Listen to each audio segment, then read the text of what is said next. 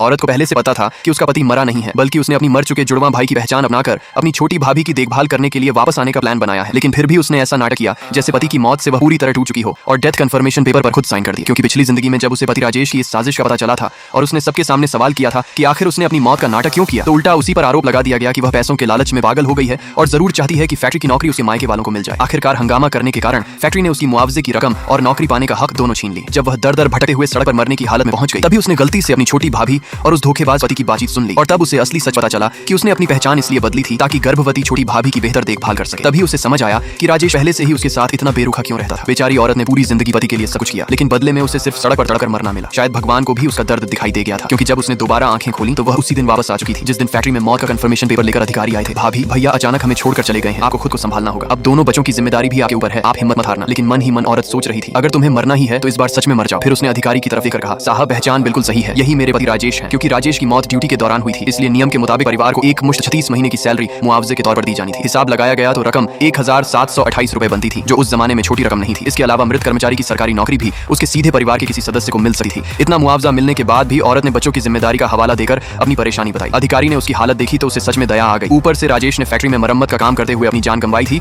और उसकी वजह से दर्जनों लोगों की जान बच गई थी। इसलिए अधिकारी ने फैसला किया कि मुआवजे के अलावा दोनों बच्चों के लिए हर महीने 15 रुपए अतिरिक्त दिए जाएंगे जब तक कि बच्चे बालिग नहीं हो जाते। साथ ही औरत को फैक्ट्री के अपेक्षाकृत आसान बैक ऑफिस वाले काम में ट्रांसफर किया जा सकता था ताकि उसे घर और बच्चों की देखभाल के लिए ज्यादा समय मिल सके। इस बार औरत ने सब कुछ खुशी खुशी स्वीकार कर लिया। लेकिन जैसे ही अधिकारी वहां से चला गया, उसने गुस्से में उस धोखेबाज पति और छोटी भाभी दोनों को घर से बाहर निकाल दिया। उसने कहा कि उसका पति अभी अभी मरा है और छोटी भाभी के चेहरे पर पति का बिल्कुल वही चेहरा देखकर उसका दर्द और बढ़ जाता है। लेकिन जैसे ही उसने दोनों को बाहर निकाला, उसके चेहरे पर एक अजीब सी ठंडी मुस्कान आ गई। ये देखकर दोनों बच्चे भी हैरान रह गए और सोचने लगे कि आखिर उनकी मां को अचानक क्या हो गया है। लाइक सब्सक्राइब कर देना, भगवान आपको बहुत खुशी देगा।